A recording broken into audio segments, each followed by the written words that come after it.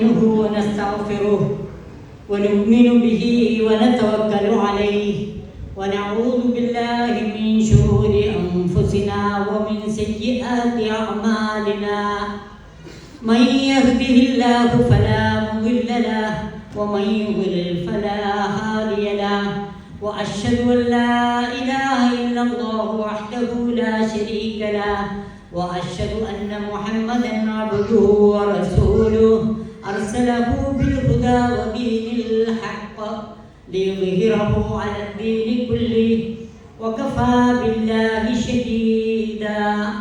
اللهم صل على محمد وعلى آل محمد كما صليت على إبراهيم وعلى آل إبراهيم إنك حميد مجيد. اللهم بارك على محمد وعلى آل محمد كما باركت على إبراهيم وعلى آل إبراهيم إنك حميد مجيد. أما بعد فإن خير الحديث كتاب الله وخير الهدي هدي محمد صلى الله عليه وسلم وشر الأمور محدثاتها وكل محدثة بدعة وكل بدعة ضلالة. أيها الناس أوصيكم عباد الله وإياي أولا بتقوى الله. أعوذ بالله من الشيطان الرجيم. بسم الله الرحمن الرحيم. والله جعل لكم من أنفسكم أزواجا وجعل لكم من أزواجكم بنين وحفدا ورزقكم من الطيبات أفبالباطل يؤمنون وبنعمة الله هم يكفرون. സമാദരണീയരായ സഹോദരങ്ങളെ, സഹോദരികളെ, ഈ വൈവാഹിക സദസ്സിന് സാക്ഷികളാകുവാനും സന്തോഷത്തിൽ പങ്കുചേരാൻ ഇവിടെ എത്തിച്ചേർന്ന പ്രിയങ്കരായ ബന്ധുമിത്രാദികളെ, കാരണവന്മാരെ, നാം മനസ്സിലാക്കിയ പോലെ രണ്ടത്താണി അൽമനാർ മഹലിൽ വസിക്കും തോഴന്നൂർ ഈസ്റ്റിലെ തൈക്കാട്ട് അലവി സാഹിബിൻ്റെ പുത്രൻ മുഹമ്മദ് നാസിഫ് വരനും കോട്ടക്കൽ ചങ്കുവെട്ടിക്കുളം സ്വദേശി ജനാബ് എടക്കണ്ടൻ മലക്കാ സാഹിബിൻ്റെ പുത്രി നിഹാല ജബിൻ വധുവും തമ്മിലുള്ള വൈവാഹിക കർമ്മമാണ് അള്ളാഹുവിൻ്റെ അപാരമായ അനുഗ്രഹത്താൽ ഈ വേദിയിൽ നടക്കാനിരിക്കുന്നത്. ഏതാനും സ്വർണ്ണാഭരണങ്ങളാണ് മഹറായി നിശ്ചയിച്ചിരിക്കുന്നത്. ഈ വൈവാഹിക സദസ്സിന് സാക്ഷികളാകാൻ അവസരം ലഭിച്ചതിൽ അള്ളാഹുവെ സ്തുതിക്കാം. അൽഹംദുലില്ലാഹ്. ഇസ്ലാമിലെ വിവാഹം ഇതര മത പ്രത്യയശാസ്ത്രങ്ങളിൽ നിന്ന്, ദർശനങ്ങളിൽ നിന്ന് വളരെ വ്യതിരിക്തമാണ്, സവിശേഷതയുള്ളതാണ്. മറ്റ് ഇബാദത്തുകളെപ്പോലെ തന്നെ കാണേണ്ട ഒരു കാര്യമായിട്ടാണ് ഇസ്ലാം വിവാഹത്തെയും ദാമ്പത്യ ജീവിതത്തെയും നമുക്ക് പരിചയപ്പെടുത്തി തന്നത്. അതുകൊണ്ട് അള്ളാഹുവിൻ്റെ പ്രവാചകൻ അവിടുത്തെ സമൂഹത്തെ പഠിപ്പിച്ചത് യാ മഅ്ശറ ശബാബ് മൻ ഇസ്തതാഅ മിൻകുമുൽ ബാഅ ഫല്യതസവ്വജ്. യുവ സമൂഹമേ, നിങ്ങൾക്ക് വിവാഹം കഴിക്കുവാനുള്ള പക്വതയും പാകതയും സൗകര്യമൊക്കെ എത്തിക്കഴിഞ്ഞാൽ ഫല്യതസവ്വജ്, വിവാഹം കഴിച്ചു കൊള്ളട്ടെ എന്നാണ്. ചില സഹോദരങ്ങൾ വിവാഹം കഴിക്കാതെ പ്രവാചകന്റെ ശ്രദ്ധയിൽപ്പെട്ടപ്പോൾ അള്ളാഹുവിന്റെ റസൂൽ വിളിച്ചന്വേഷിച്ചിട്ട് എന്തൊരു വിവാഹം കഴിച്ചൂടെ എന്നുവെച്ചാൽ ഇസ്ലാം ഏറെ പ്രോത്സാഹനം നൽകിയ ഒരു സംഗതിയാണ് വിവാഹം. വിവാഹത്തെ ആരാധനകളോളം പ്രാധാന്യമുള്ള ഒരു സംഗതിയായി ഇസ്ലാം കാണുന്നു. വൈവാഹിക ദാമ്പത്യ ജീവിതത്തിൽ നിന്ന് ആരാധനയുടെ പേരും പറഞ്ഞ് മാറി നിൽക്കാൻ തീരുമാനിച്ച ചില സ്വഹാബി വര്യന്മാരെ കടുത്ത ഭാഷയിലാണ് അള്ളാഹുവിന്റെ പ്രവാചകൻ ശാസിച്ചത്.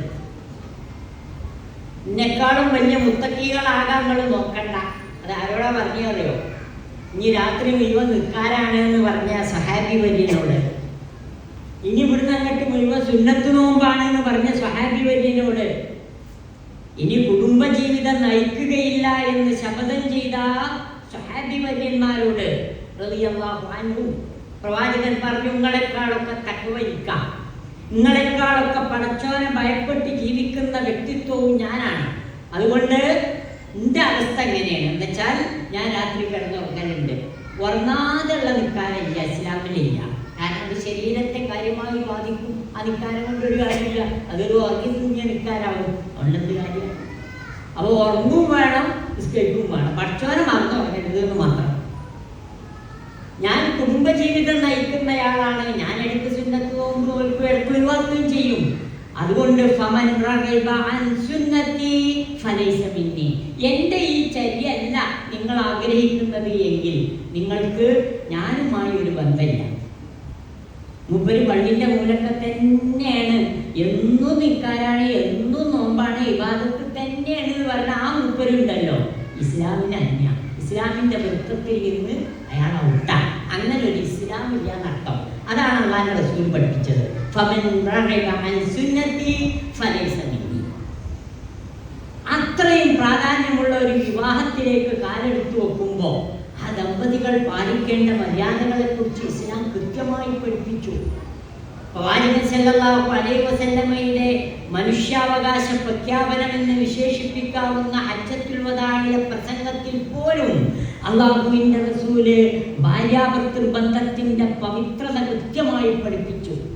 പ്രവാചകൻ അവിടെ കൂടിയ ലക്ഷത്തിലധികം വരുന്ന സ്വഹാബി വര്യന്മാരോട് പറഞ്ഞു, ഇസ്തൗസൂ ബിന്നിസാഇ ഖൈറാ, സ്ത്രീകളോട് നല്ല നിലയിൽ വർത്തിക്കണമെന്ന എൻ്റെ സാരോപദേശം നിങ്ങൾ ഏറ്റെടുക്കണം, ആ ഉപദേശം നിങ്ങൾ സ്വീകരിക്കണം.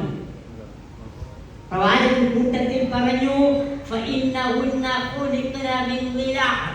ആ ഭാര്യമാരുണ്ടല്ലോ വളഞ്ഞ വാരിയല്ലുകൾ കൊണ്ടാണ് സൃഷ്ടിക്കപ്പെട്ടത്.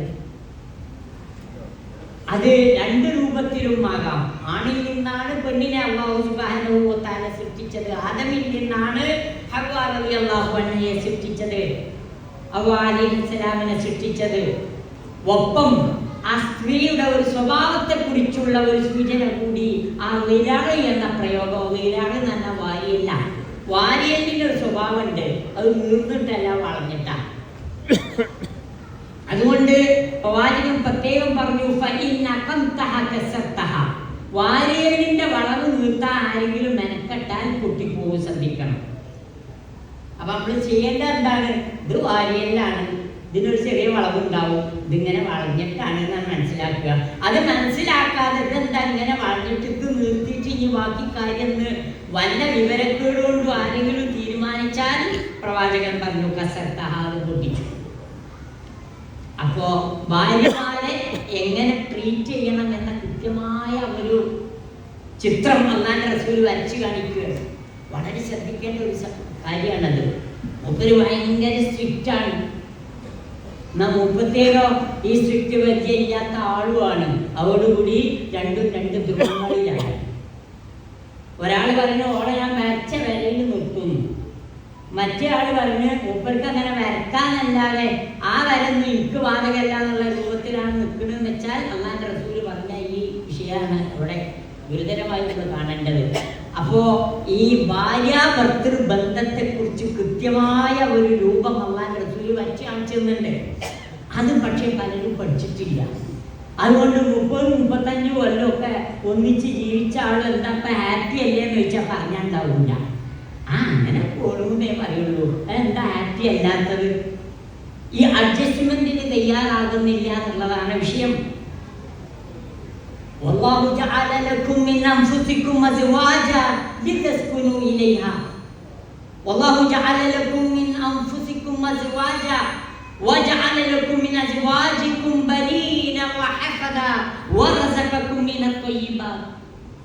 വിശുദ്ധ ഖുർആനിൽ അല്ലാഹു സുബ്ഹാനഹു വ തആല ആ ഭാര്യ ഭർതൃ ബന്ധത്തിന്റെ ഊഷ്മളതയെ കുറിച്ച് നമ്മെ കൃത്യമായി പഠിപ്പിച്ചു. നിങ്ങൾക്ക് നിങ്ങളിൽ നിന്ന് തന്നെ ഇണകളെ സൃഷ്ടിച്ചു തന്നത് അല്ലാഹു സുബ്ഹാനഹു വ തആലയാണ്. അത് അല്ലാഹു നിങ്ങൾക്ക് ചെയ്തു തന്ന വലിയൊരു അനുഗ്രഹമാണ്.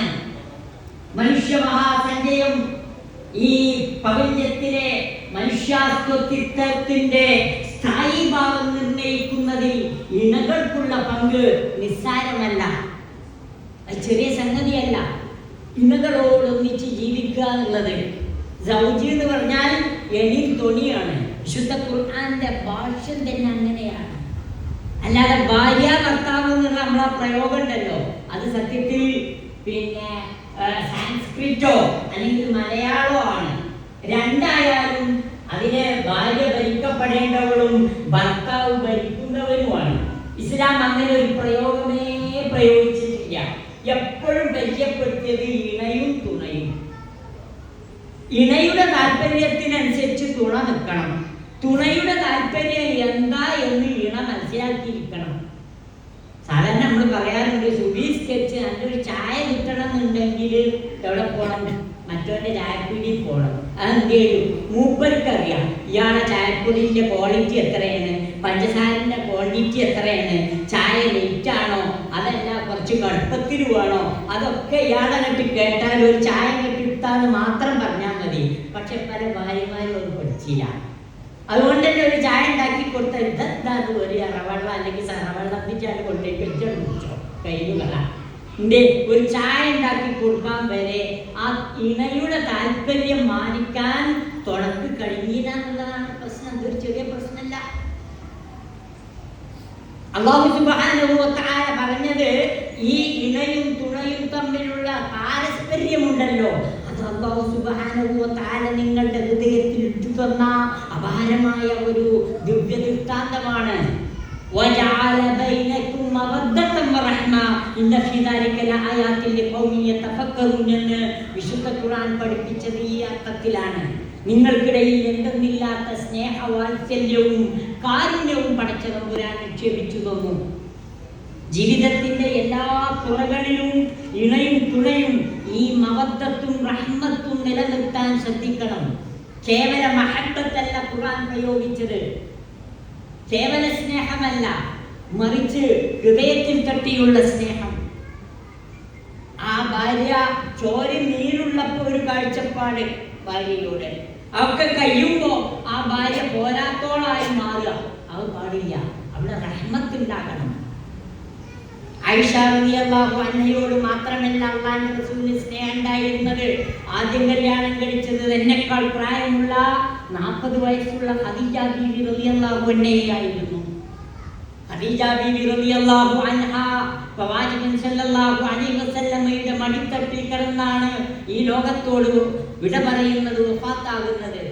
ആ സന്ദർഭത്തിൽ പ്രവാചക പുങ്കവന്റെ പൂമുഖത്ത് നോക്കി ദുഃഖത്തോടെ കണ്ണീർ പൊഴിച്ച ഖദീജ റളിയല്ലാഹു അൻഹയുടെ തല പ്രവാചകൻ സല്ലല്ലാഹു അലൈഹി വസല്ലം അവിടുത്തെ പവിത്രമായ കരങ്ങളിൽ താങ്ങിയെടുത്തിട്ട് ആ പൂമുഖത്ത് നോക്കിയിട്ട് പ്രവാചകൻ പ്രതിഭജിച്ചു, എന്റെ പ്രിയേ, നീ എന്തിനു വിഷമിക്കണം?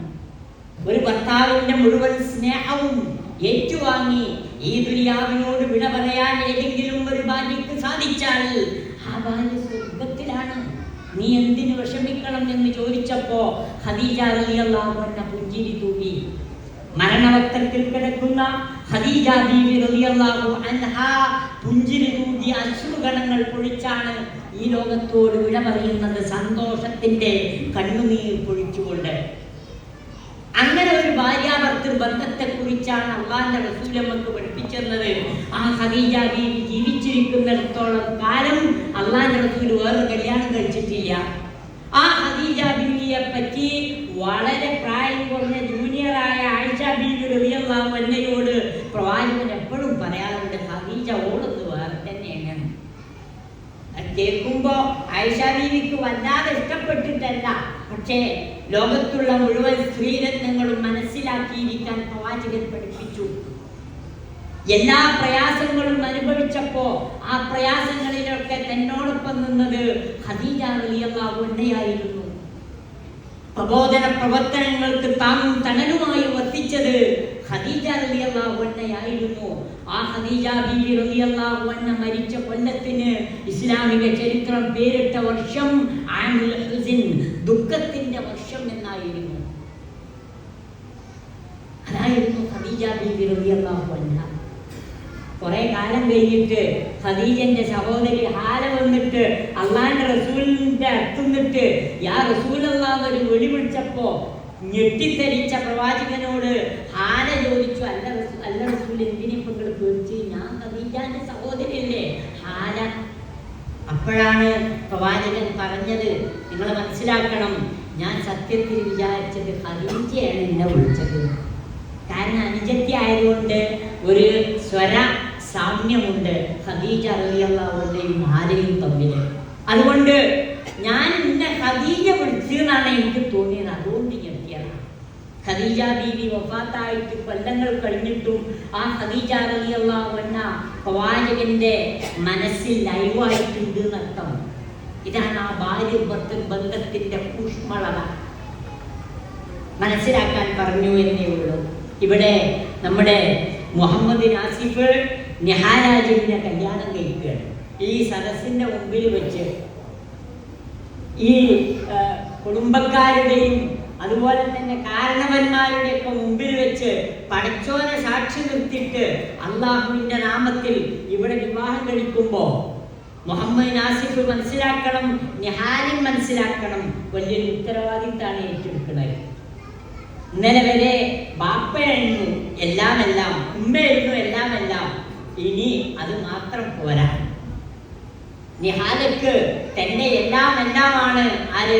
മുഹമ്മദ് നാസിഫ്. ഒന്ന് വീട്ടിൽ ബാപ്പ പരിച്ചെടുക്കുകയാണെങ്കിൽ പുറത്തു പോകണമെങ്കിൽ നാസിഫിന്റെ സമ്മതം വേണം. ഇതൊരു നിസ്സാര സംഗതിയല്ല. അതിനെ പറ്റിയാണ് വിശുദ്ധ ഖുർആൻ പഠിപ്പിച്ചത്. ഇത് മീസാഖുൽ ഖലീൽ, ലോകത്തുള്ള ഏത് നിയമ വ്യവസ്ഥിതിയെക്കാളും പരിരക്ഷയും വലിയ സ്ഥാനവുമുണ്ട് ഇസ്ലാം നൽകുന്ന ഈ മീസാഖുൽ ഖലീലിന്. ഖുർആൻ പഠിപ്പിക്കുന്ന ഈ സ്ട്രോങ് കവനന്റ് എന്ന് വിശേഷിപ്പിക്കാവുന്ന ഈ ഒരു വലിയ സുദൃഢമായ കരാറിന്, ആ കരാർ പൊട്ടിക്കാൻ പാടില്ല. അതുകൊണ്ട് തന്നെ നിസാഫിന് നിഹാലാജബിന്റെ താല്പര്യങ്ങളെ മാനിക്കാൻ കഴിയണം. നിഹാലാജബിന് നാസിഫിന്റെ താല്പര്യങ്ങളെയും മാനിക്കാൻ കഴിയണം. അങ്ങനെയുള്ള ഒരു ജീവിതമാണ്. അതാണ് അല്ലാഹുവിന്റെ റസൂല് ഇസ്തൗസൂ ബിന്നിസാഇ ഖൈറാ എന്ന് പറഞ്ഞതിന്റെ അർത്ഥം. ഒപ്പം പ്രവാചകൻ പറഞ്ഞു, റിഫ്ഖൻ ബിൽ ഖവാനീർ, സ്ത്രീകൾ സ്ഫടിക സമാനമാണ്, അവരോട് നയത്തിലും മയത്തിലും വേണം പെരുമാറാൻ. അല്ലാതെ ഞാൻ ഒരു ആണല്ലേ, എൻ്റെ ആണത്തെ ഓളെ മുന്നിലല്ലേ എനിക്ക് തെളിയിക്കാൻ പറ്റുള്ളൂ എന്ന് വിചാരിച്ചിട്ടുള്ള പെരുമാറ്റമല്ല. പ്രവാചകൻ സല്ലല്ലാഹു അലൈഹി വസല്ലമ പറഞ്ഞത്, ആരാ സ്ത്രീയെ റെസ്പെക്ട് ചെയ്യാന്നറിയോ? ആ പദത്തിന് അർത്ഥമുണ്ട് സഹോദരങ്ങളെ. സ്നേഹിക്കൽ മാത്രല്ല, അവരെ പരിരക്ഷിക്കൽ മാത്രല്ല, മറിച്ച് ഒരു സ്ത്രീക്ക് വേണ്ട ആദരവ് കൊടുക്കണം. മാ അക്റമഹുന്ന ഇല്ലാ കരീം വമാ അഹാനഹുന്ന ഇല്ലാ ലഈം. ആരാണ് സ്ത്രീത്വത്തെ ആദരിക്കുന്നത്? ഒരു മാന്യനായ പുരുഷനെ അതിന് സാധിക്കൂ. കരീമാകണം, ജെന്റിലാകണം, സ്മാർട്ടാകണം. വമാ അഹാനഹുന്ന ഇല്ലാ ലഈം. ആരാ സ്ത്രീത്വത്തെ ആദരിക്കാതിരിക്കുക, പെണ്ണിന് നെലിവരും കൽപ്പിക്കാത്താനാരാ? ലഈം, നീചനാണ്. നീചന്മാരായ ആൾക്കാരെ അങ്ങനെ ചെയ്യാൻ പറ്റുള്ളൂ. ഇന്ന് സ്ത്രീത്വത്തെ അവമതിക്കുന്ന പെരുമാറ്റമാണ് എവിടെയും. പത്രമെടുത്ത് നോക്കിയാൽ സ്ത്രീ പീഡന കഥകളില്ലാത്ത ഒരു വാർത്ത നമുക്ക് കാണാൻ കഴിയില്ല. പീഡന കഥകൾ തന്നെ വിവരിക്കാൻ പത്രങ്ങൾ ഏർപ്പെട്ടെടുത്താണുള്ളത്. അതുകൊണ്ട് തന്നെ ഇന്നത്തെ പഠനമനുസരിച്ച് സ്ത്രീകൾ പലപ്പോഴും വീടകങ്ങളിൽ പോലും ഈ റെസ്പെക്റ്റ് കിട്ടാതെ, അവരുടെ താല്പര്യങ്ങൾ സംരക്ഷിക്കാതെ അവർ പീഡിപ്പിക്കപ്പെടുന്നു എന്നതാണ് പഠനം തെളിയിക്കുന്നത്. ലോകത്ത് എവിടെ നടക്കാത്ത ഒരു കൊലപാതകമാണ് നമ്മളെ നാട്ടിൽ നടന്നത്. ഉത്രാവധക്കേസ് മറക്കാനായിട്ടില്ല. ആ പെണ്ണല്ല വലുത്, പെണ്ണിന്റെ ശരീരത്തിലുള്ള പൊന്നാണ് വലുത് എന്ന് കരുതിയിട്ട് ആ പൊന്ന് കൈക്കലാക്കാൻ വേണ്ടിയിട്ട് ഉത്ര എന്ന പെണ്ണിനെ കൊല്ലാൻ ഭർത്താവ് തീരുമാനിക്കുകയാണ്. അതെങ്ങനെയെന്നറിയോ? ഒരു പിന്നെ കരിമൂർക്കനെ കൊണ്ടുവന്നിട്ട് കൊത്തിച്ചിട്ട് ആ ഭാര്യയെ കൊല്ലാനാണ് തീരുമാനിച്ചു. ദുനിയാവിൽ എവിടെയും സമാനമായ ഒരു കഥ കണ്ടിട്ടില്ല. വേറെ പലതരത്തിലുള്ള പീഡനങ്ങൾ നടന്നിട്ടുണ്ട്. 10,000 ഉറുപ്പിക കൊടുത്തിട്ട് പാമ്പാട്ടിൻ്റെ നിന്ന് പാമ്പിനെ വാങ്ങി പ്രാക്ടീസ് ചെയ്ത് ഇവളെ കൊല്ലാനുള്ള നിരന്തര പ്രയത്നം നടത്തി അവസാനം ഈ ഉത്രക്ക് ബോധം കെടാനുള്ള മരുന്ന് കൊടുത്തിട്ട് പാമ്പിനെ അയച്ചു വിട്ടു. തമാശ കേൾക്കണോ നിങ്ങൾക്ക്? അല്ല, വലിയൊരു പാഠം. ഈ പാമ്പ് എന്ത് ചെയ്യുന്നില്ല? ഈ സ്ത്രീയെ കൊത്തുന്നില്ല. നോക്കണം കളി.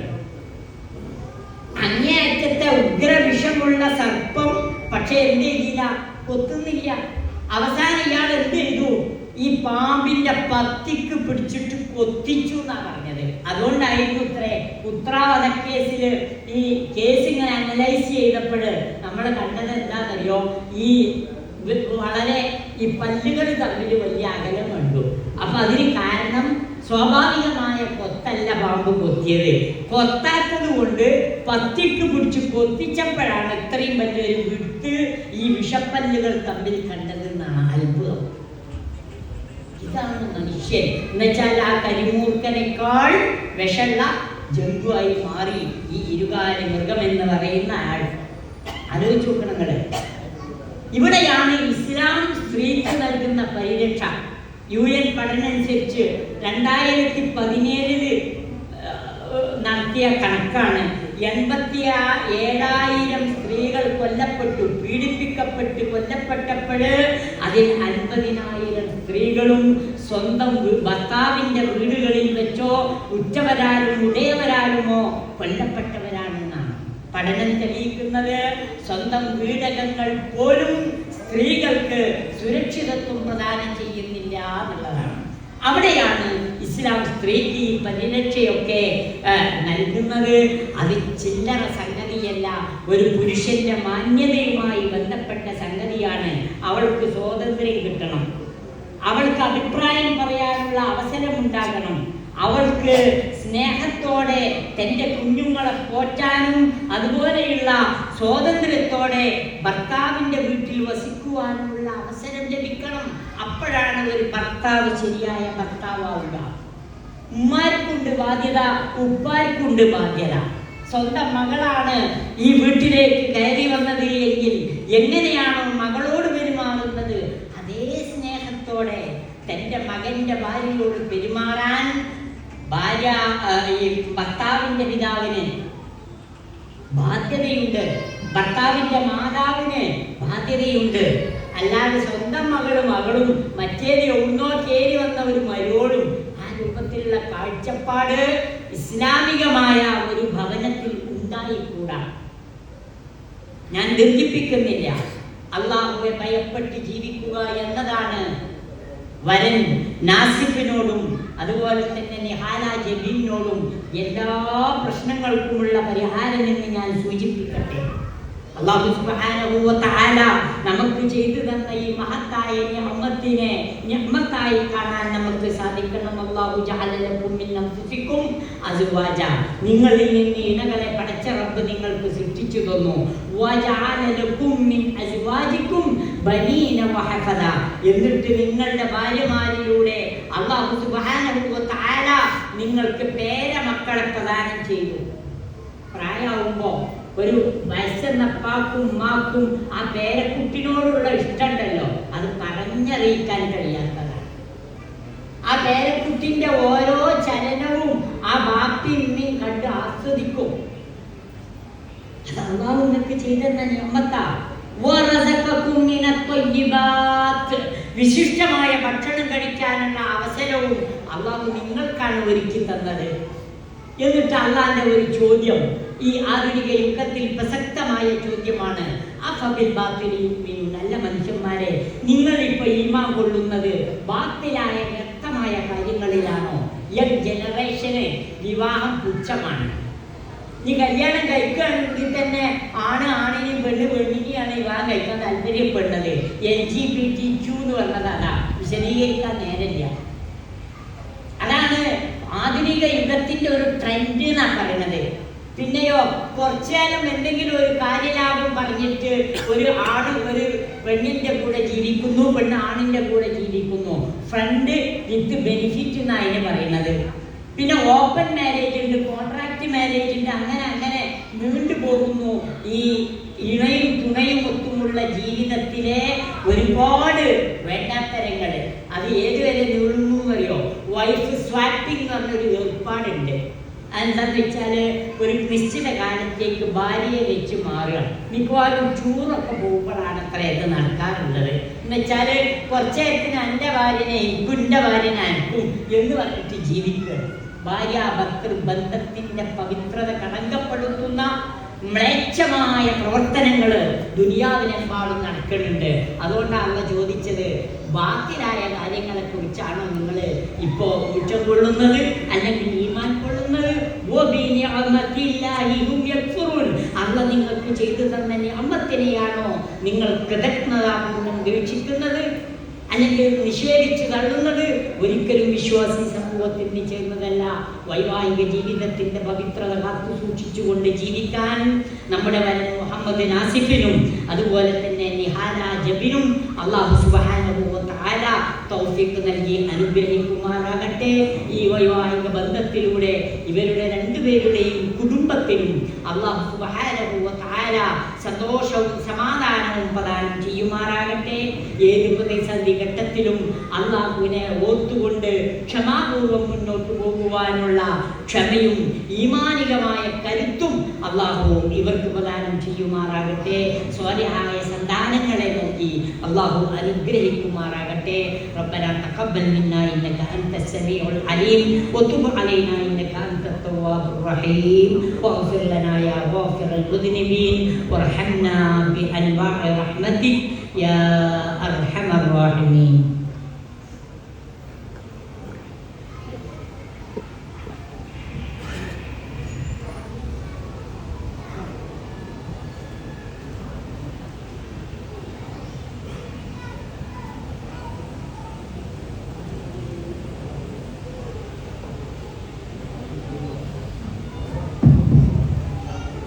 Bismillahirrahmanirrahim.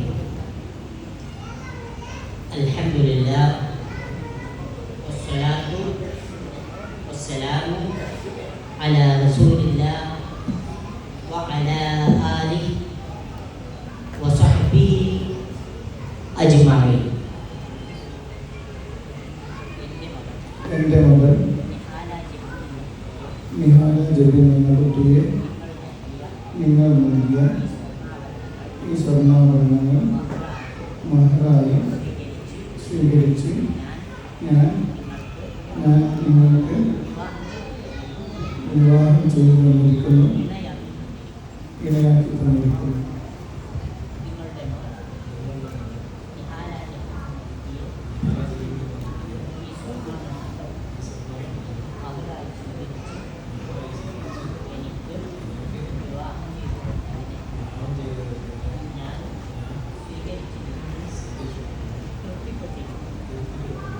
Barakallahu laka wa baraka alayk wa jama'a bainakuma fi khair.